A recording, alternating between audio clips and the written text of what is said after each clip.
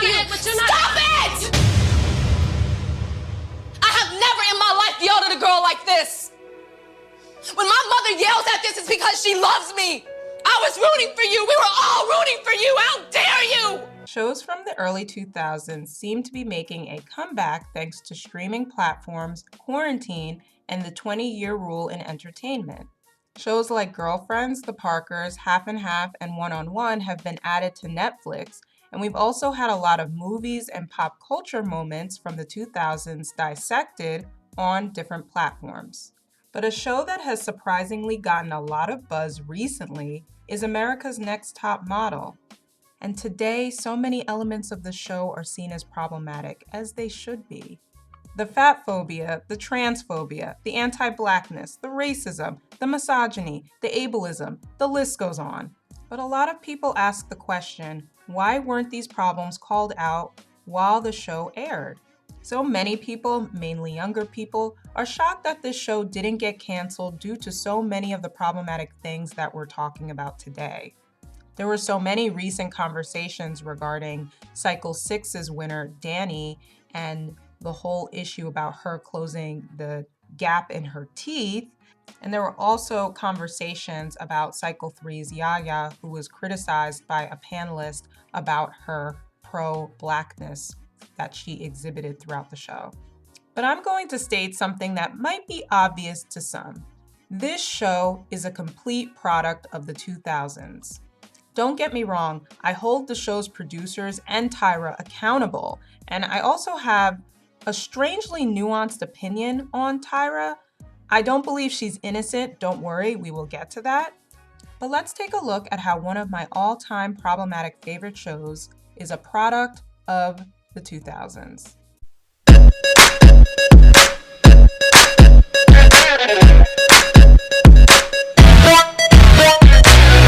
The main discussion on ways this show was uncomfortable was the ways in which it handled race. But let's take a deeper look on how the 2000s as a whole handled race. When we reached a new decade and a new millennium, the general public, including the entertainment industry, seemed to have the idea that the new millennium was post-racial. The 1960s, the 1970s, and even parts of the 1990s had monumental movements of racial activism, and people seemed to think that the new millennium had reached the height of equality by now. So racism was pretty much not a hot topic at this point, and if society thought we were past all that in this new age, hey, why can't we try cultural experiences out? The idea was that we've become such a mixing pot in this new millennium, we are all equal, and therefore we should have access to different customs and traditions of people's culture and racial identity. In a lot of ways, this mindset was much worse than the mindset that was carried by many in the past decades because it brought about the idea that we had conquered adversity and oppression regarding different racial groups. So you start to see very blunt jokes in comedy regarding race and ethnicity. Jokes revolved around anything that was outside of white, which due to the idea under white supremacy, whiteness equates normality. I'm a huge fan of The Office, but think of jokes from the show The Office, at least some of their earlier seasons. Some of the jokes from that 70s show, the jokes from the movie Me, Myself, and Irene, so many different examples. Another example includes 2008's Rachel's Wedding, where Rachel has a traditional Indian wedding without any ethnic ties to the culture or tradition. Great movie, by the way. Anne Hathaway does an amazing job, so if you haven't seen this movie, definitely watch it. When we look at music, we got Gwen Stefani, where I've mentioned in my video about Black women and pop. She borrowed pieces from Black hip-hop culture while adopting, using Harajuku girls in her whole album era of the mid-2000s. And that's the reason it worked really, really well back then. That post-racial millennium attitude was a heck of a thing. So let's go to everyone's favorite discussion where the contestants pose as different races and ethnicities in 2005's Cycle 4's episode 5, which everyone has nicknamed the Blackface episode. And in 2009's Cycle 13, episode 9, Tyra does another race-posing photo shoot where the girls pose as a variety of biracial women. which was also a no-no. I don't support any of these episodes, I definitely want to make that clear. But with the attitude of thinking we were in a post-racial time period, like I said, trying customs, which is now identified as cultural appropriation, the term was around, but it wasn't used as commonly as it's used today, didn't make the general public cringe the way it would today. However, this wasn't the only show that did the race swap or changing race idea, or the walking in another culture's or social group's shoes idea. Get ready to cringe even more. Meet the show Black White, which lasted for literally 1 month in 2006 on FX. Think of wife swap, but with trading races. I have no idea why this swap thing was a big thing in the 2000s, but I'm glad it's over. Believe in It God. doesn't matter. She's tampering in dark-sided stuff. Yes, she did. The entire house is dark-sided. The show was produced by RJ Cutler and Ice Cube. See, we should have seen this side of Ice Cube back then, but y'all waited till he was a bigot in 2020, so. The show followed 2 families of 3, one white and the other black, through studio quality makeup. Very laughable if you look at the pictures or video clips from the show back then. They traded races and experienced what life was like in the other family's shoes. There were only 6 episodes of the show, so clearly it didn't pan out well with the masses, but the fact that I myself was able to cringe at a full episode on primetime television tells you a lot about the state of trying on different people's races and the excuses that came with it. The key word that was commonly used was social experiment, and we all know how Tyra loved that word. Can we have some change, please? Excuse me, sir, do you have any change that we can eat? Excuse me, we're hungry. Can we have some change? Can we have some change, please? Do you have any change? 2003's show The Simple Life, starring Paris Hilton and Nicole Richie, was a reality show about the 2 rich girls leaving behind their parties, wardrobes, and trust funds to move in with a farm family for 5 weeks to experience life as they have never known it. Hilton appeared in blackface on a season 4 episode. Nicole Richie, who is a white passing biracial woman, wears an afro next to Paris Hilton and tells Paris that she looks blacker than she does. You look blacker than me. I'm not sure if this was for a social experiment, but you get the picture on how things were when it came to swapping races, swapping cultures, blackface being pretty much accepted on TV for the most part.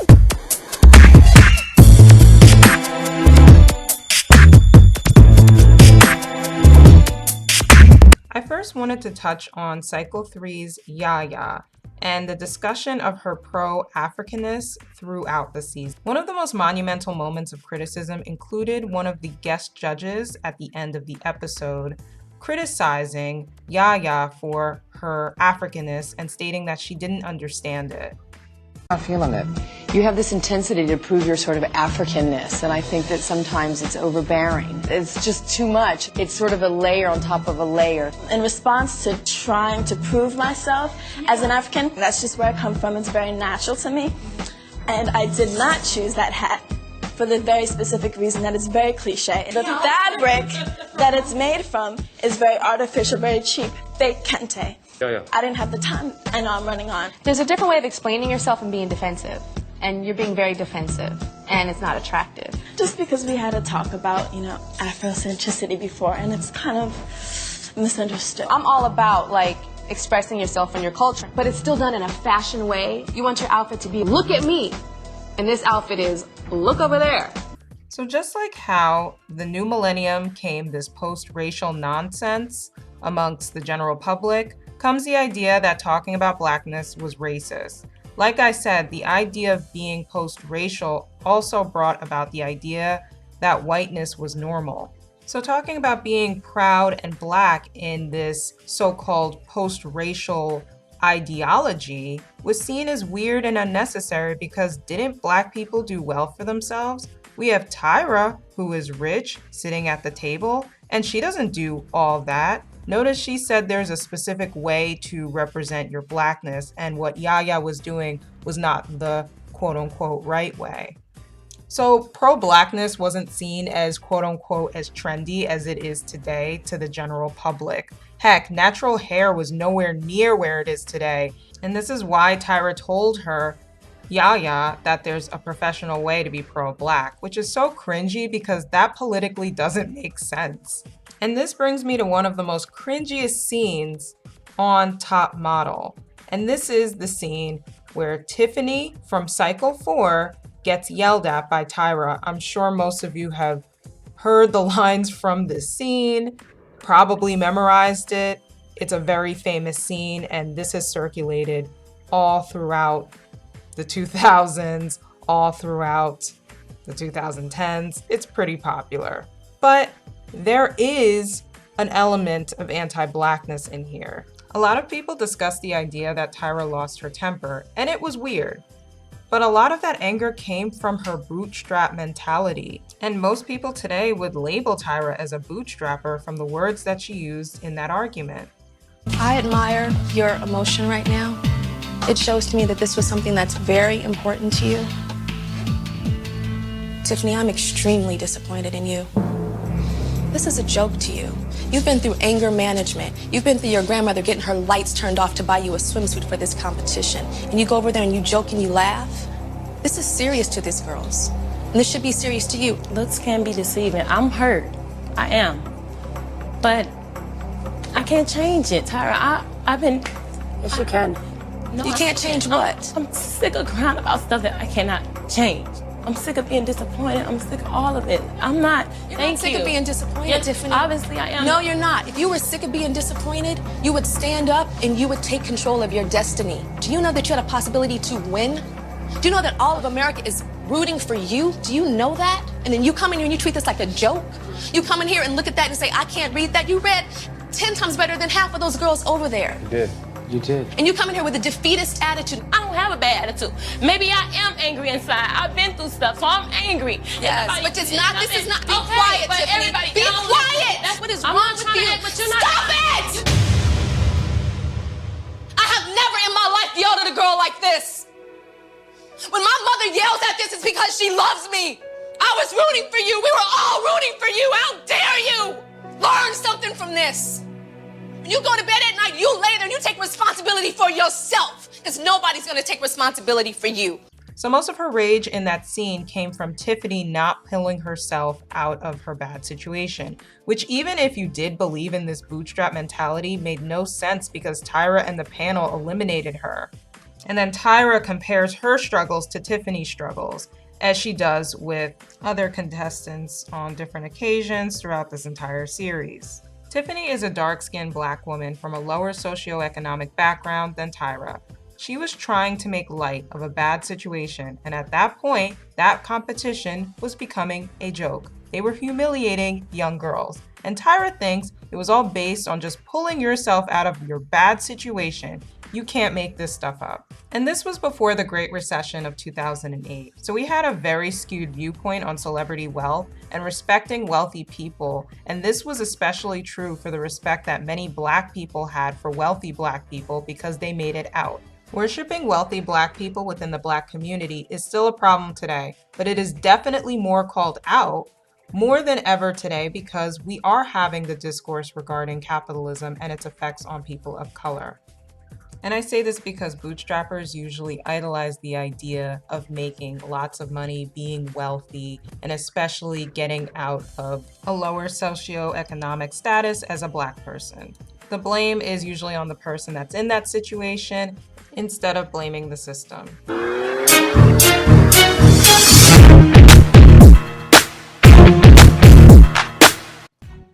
It's no surprise that a modeling show had a problem with plus-size models, and the way that America's Next Top Model handled weight in general is extremely off-putting if you are to watch the show today. But let me explain some context on the extreme fatphobia of the 2000s. Or let me share a remark from a TikToker who hit the nail on the head with this one. Let's talk about fatphobia in early 2000s fashion.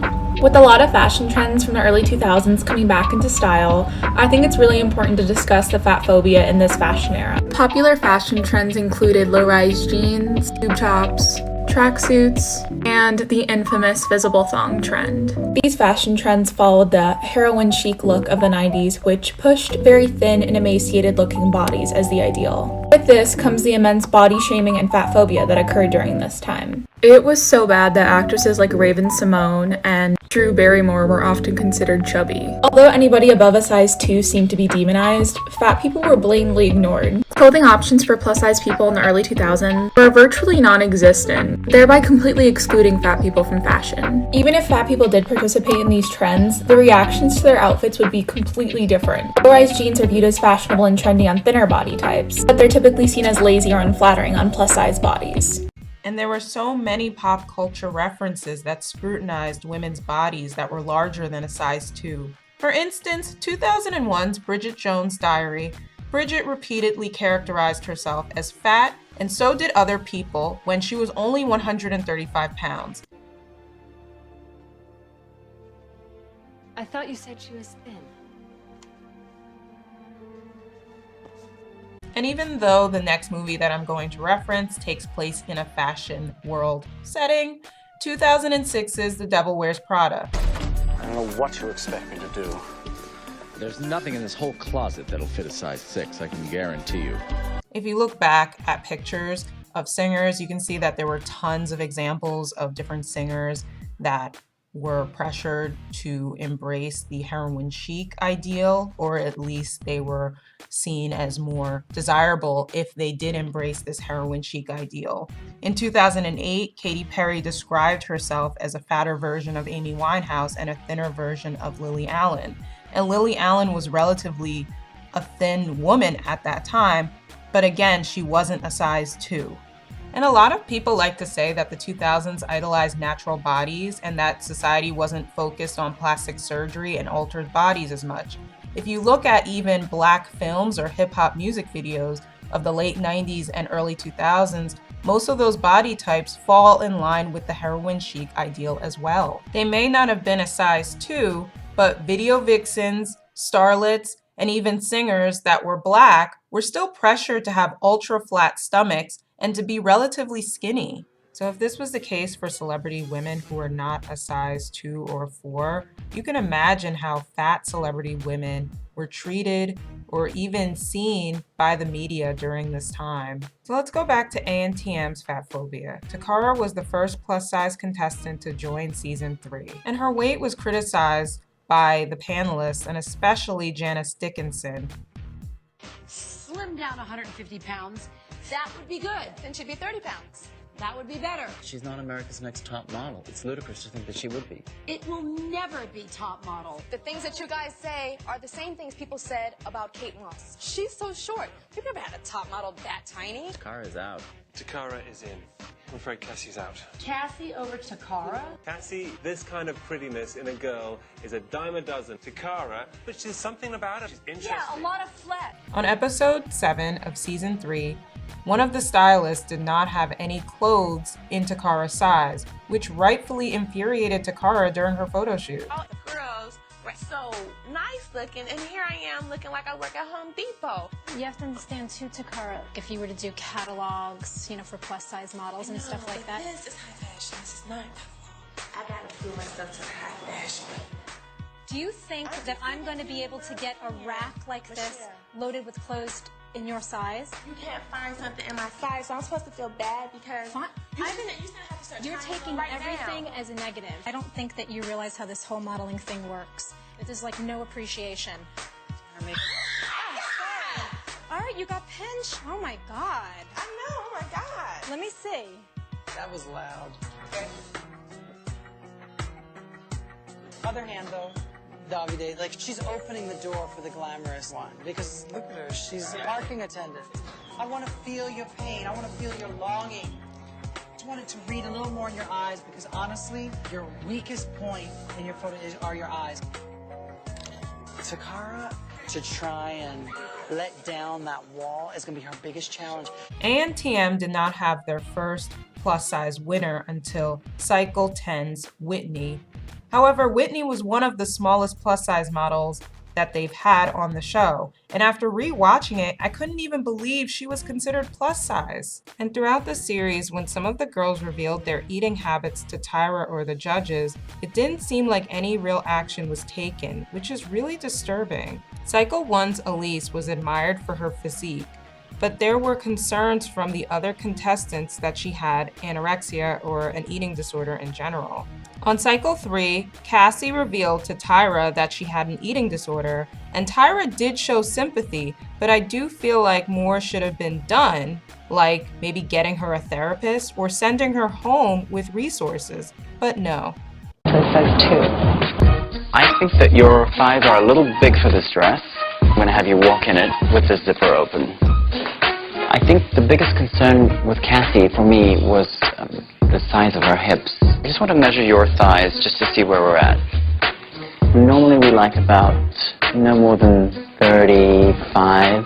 She ended up staying on the show, and like all of the other girls who got eliminated, she was eliminated after a photo shoot. Sarah from Cycle 9 was criticized because she was losing too much weight, but she entered the show as a plus-sized model. That was ridiculous, especially knowing that she was amongst other girls who were smaller than her, so her diet is going to change to some degree. And most recently, Sarah has been on interviews. She also has a TikTok and Instagram, and she did reveal that her diet at that time when she was on the show consisted of refried beans and iceberg lettuce because they didn't really have many options when grocery runs were done. She also revealed that she only lost 3 pounds, so I do feel that they were using her weight as a way to remove her from the show, which I think is a really messed up thing to do because weight is such a sensitive topic. And I couldn't end this subject without mentioning the criticism that Kenya received from Cycle 4.